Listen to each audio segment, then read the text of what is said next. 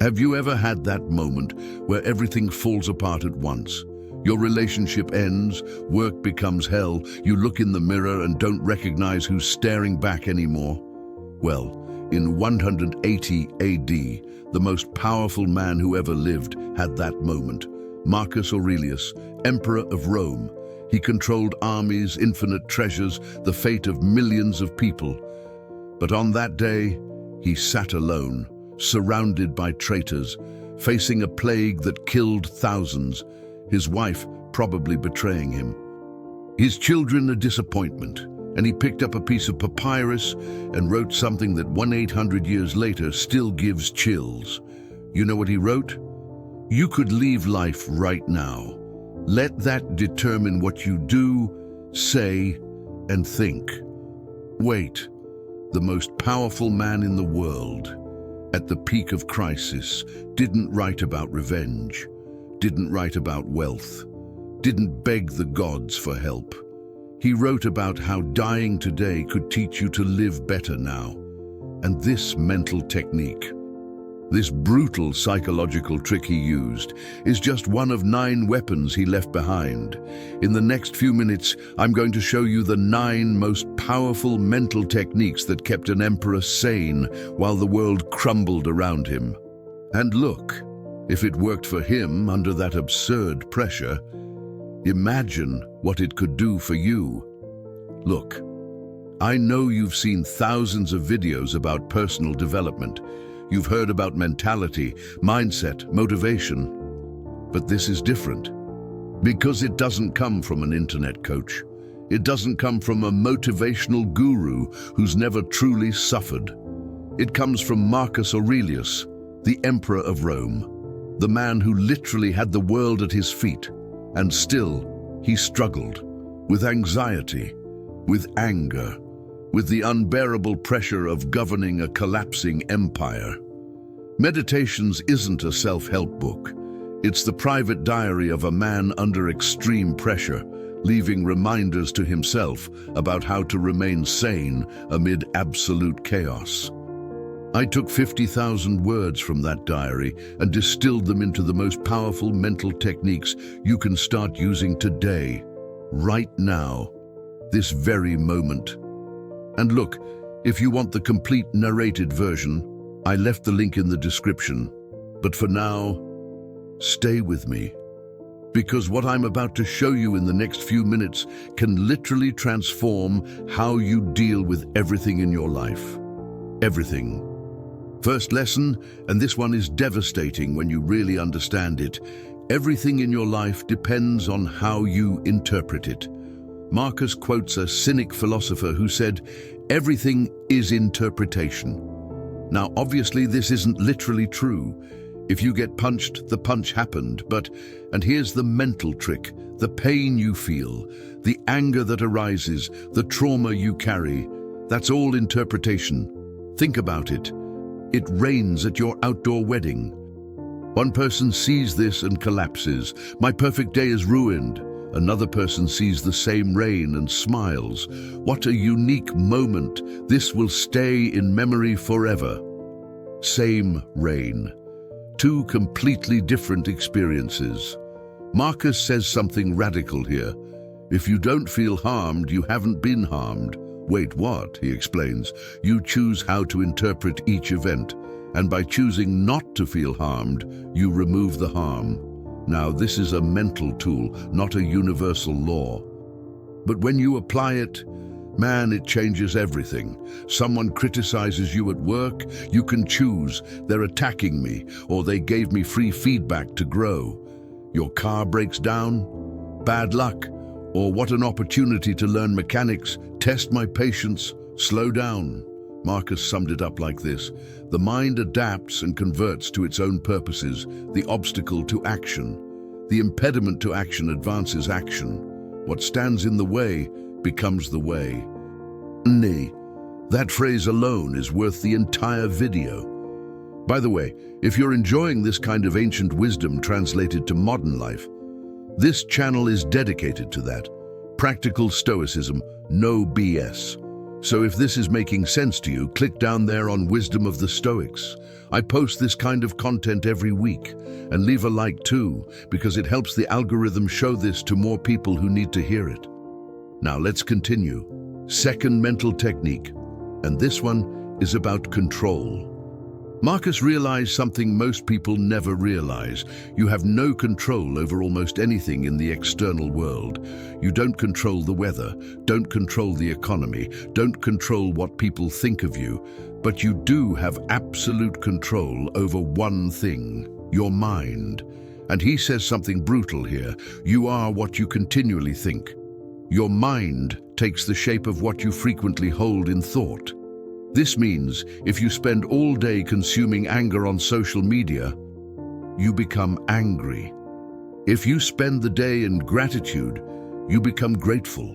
Your mind is like clay, and you are the sculptor. But here's the problem.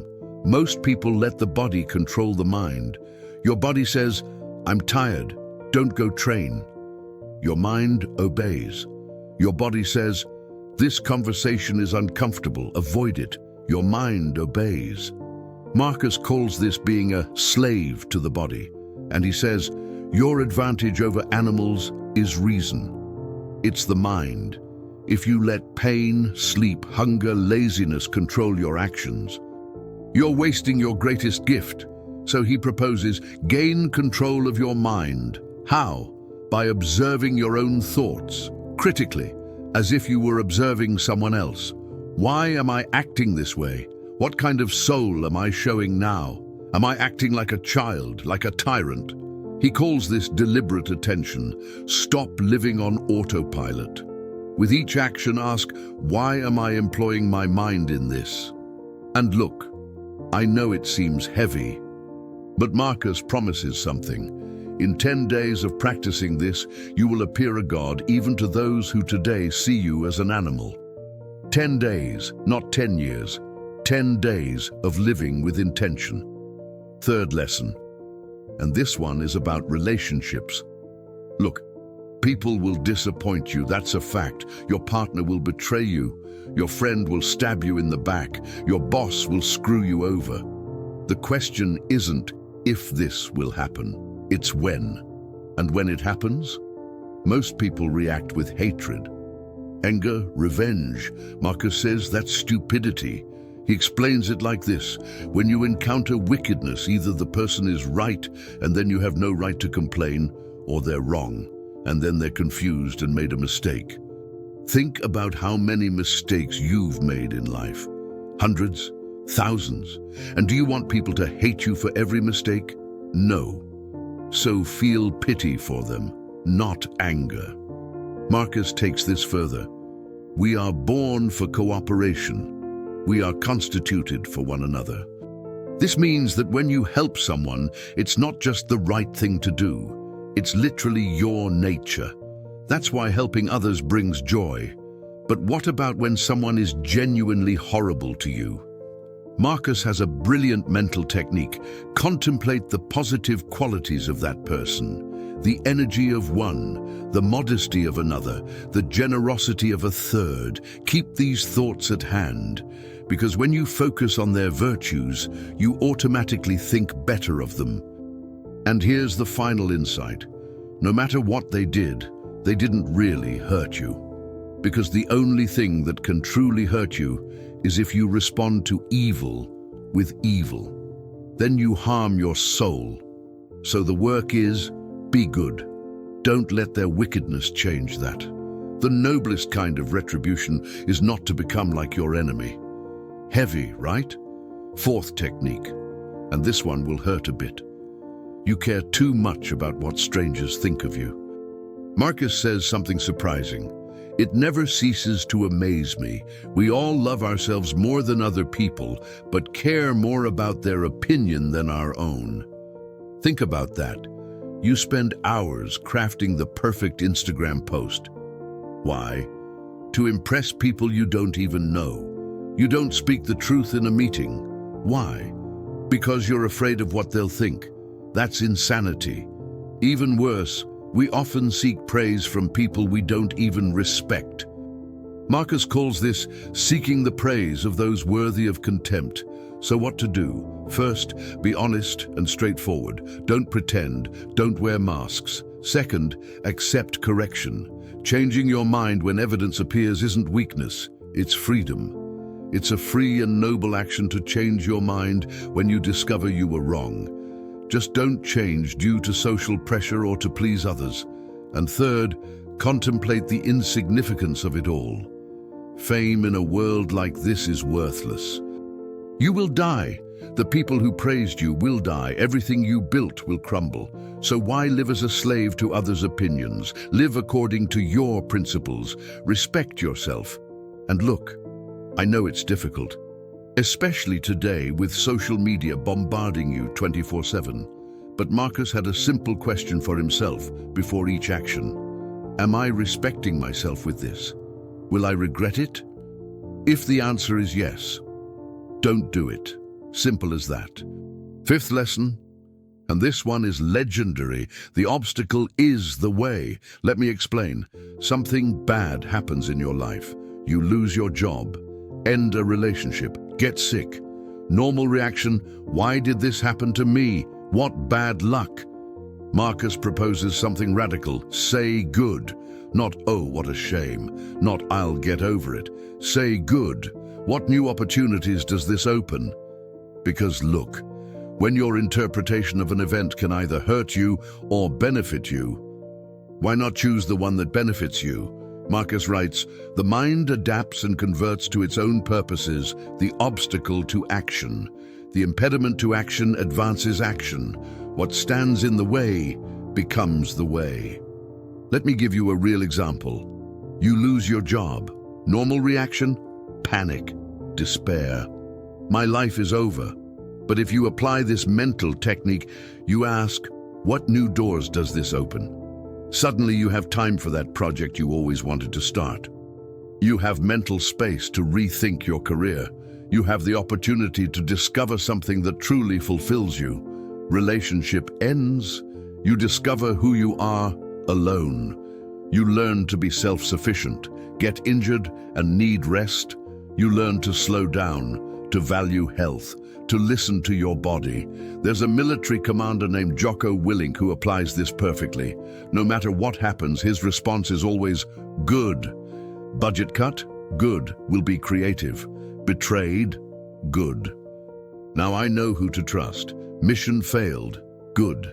We learned what not to do, but obviously, this is a mental tool. You didn't want the car to break down. But now that it has, what good can come from it? And Marcus goes further. Difficulties, setbacks, and even tragedies are part of life.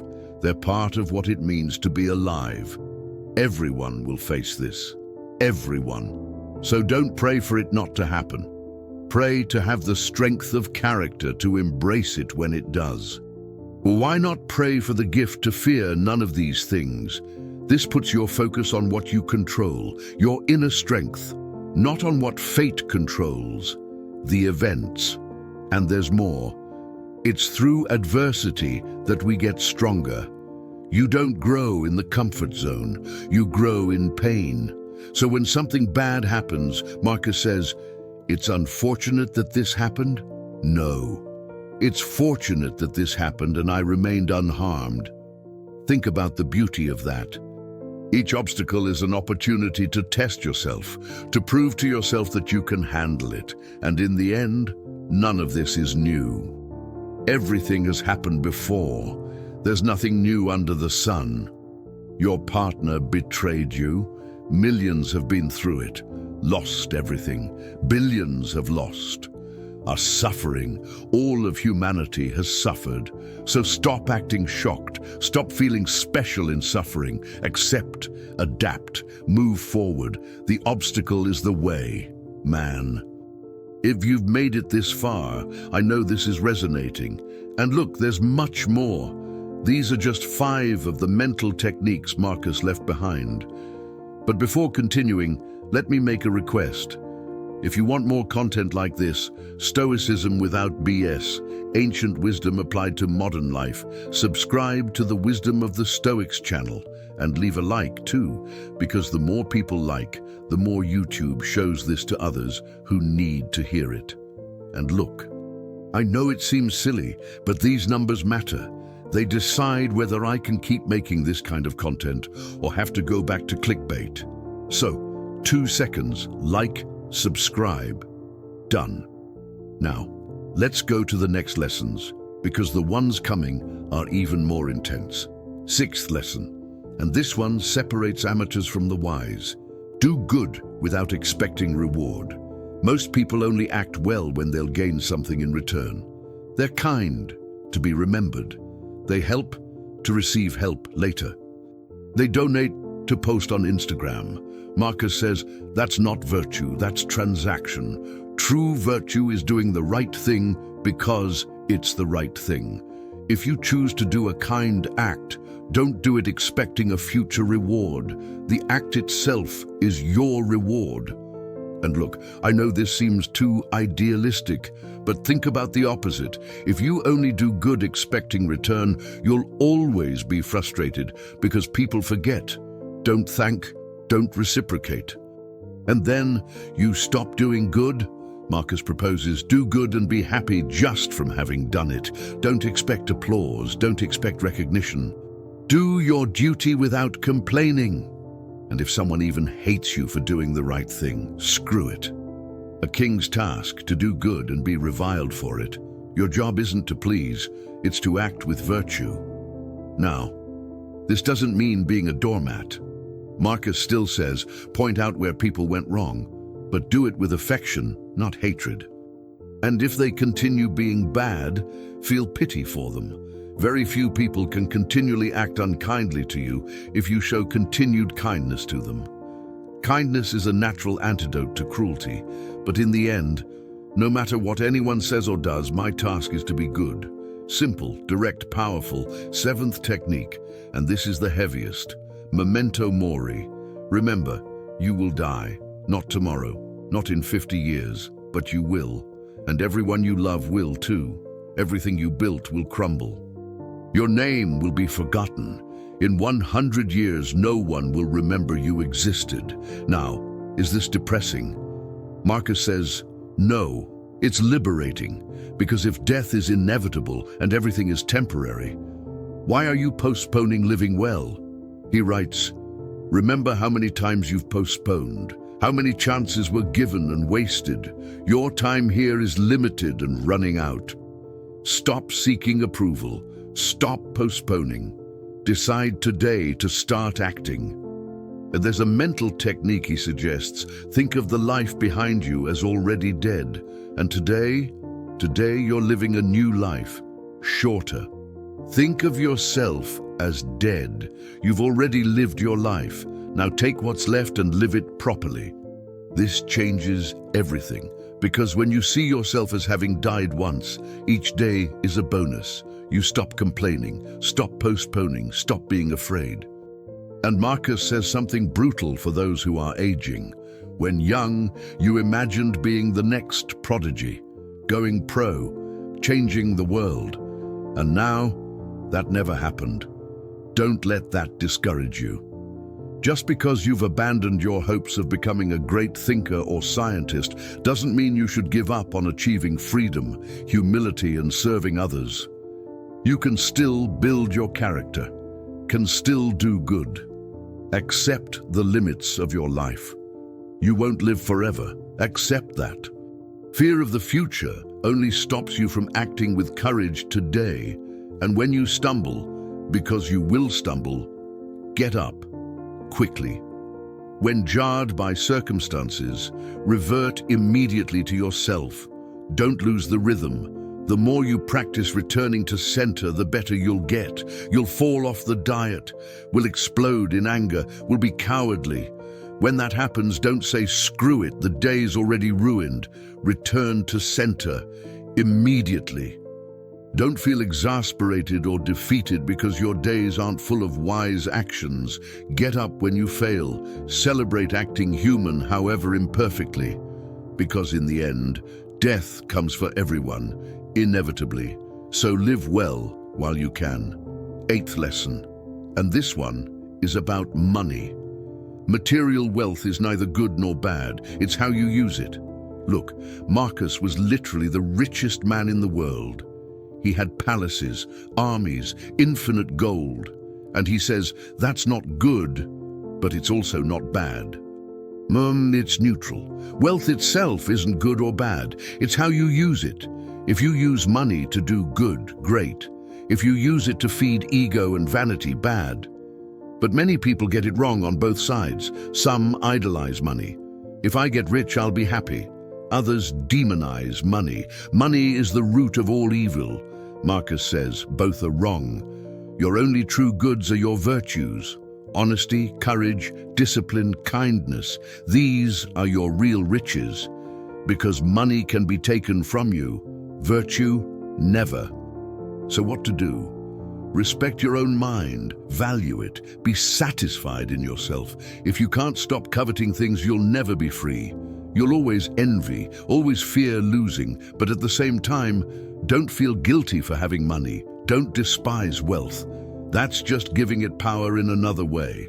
Learn to use without arrogance, but be prepared to let go. Use what you have, but treat what you don't have as non-existent. And look at what you already have, the things you value most. Think about how much you desire them if you didn't have them.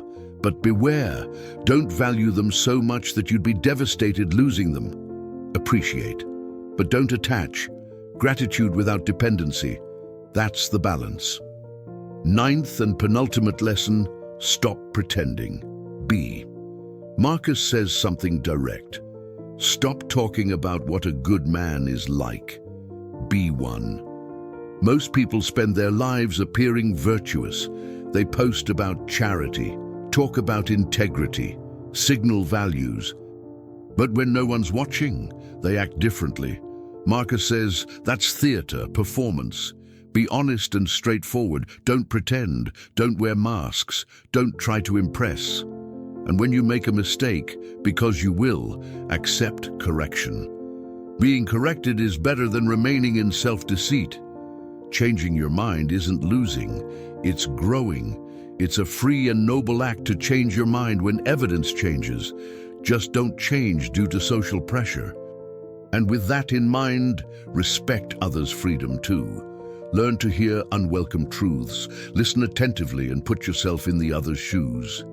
You can't control anyone. You can only control your reaction. So listen, even when it hurts. And finally, have some self-respect. Before each action, ask, am I respecting myself with this? Will I regret it internally? Don't do anything that breaks your promise to yourself. Don't do anything that makes you lose self-respect. Don't hate anyone, not even yourself. And above all, do your work without complaining. If you can do the work in front of you, do it without complaining. And if you can't, seek help without shame. But still, don't complain, not even internally. Because in the end, life doesn't care if you complain or not. So do it. And do it well. Look, we've covered a lot of content here. But let me summarize the 9 most powerful mental techniques from Marcus Aurelius. Everything is interpretation. Choose to see events in ways that strengthen you. Control your mind, not circumstances. Your mind is your superpower. People are partners. Hatred only hurts you. Your opinion of you, others' opinion. Live by your principles. The obstacle is the way. Adversity is opportunity in disguise. Virtuous action is the reward. Do good without expecting return. You will die, so live now, not. Tomorrow, wealth is neutral. Your virtues are your true riches. Be don't seem, authenticity over performance. And look, these aren't abstract theories. They're mental tools that one of the most powerful men in history used to stay sane under extreme pressure. He governed an empire, dealt with wars, betrayals, losses, and still he wrote, "You could be well right now, today. Not when you get rich, not when you find the perfect partner, not when everything works out. Now. If you just apply these techniques, and I'm not saying it's easy, Marcus struggled with this his whole life. That's why he wrote meditations as constant reminders to himself. But the struggle is worth it, because as he said, in 10 days of practice, you will appear a god even to those who today see you as an animal. So here's my challenge to you. Choose one of these techniques, just one, and for the next 10 days, apply it obsessively. Someone criticizes you, interpretation. You want to give up? Mental control, obstacle appears, it's the way. Just one for 10 days and see what happens. Now, if you want to continue this journey with me, if you want more Stoic wisdom applied to real life, no BS, no fluff, 2 things. First, subscribe to the Wisdom of the Stoics channel and turn on notifications, because I post this kind of content every week, and YouTube only shows it to subscribers. Second, leave a like. Seriously, it's not about ego, it's about reach. The more likes, the more people this video helps. And look, if this changed your perspective even a little, share it with someone who needs to hear it. A friend struggling, a suffering family member, someone lost. Because this wisdom, it was made to be shared. Marcus didn't write meditations to become famous, he wrote it to survive. And now you have the same tools. Use them well. See you in the next video. And remember, you could be well, right now, today, if you just choose.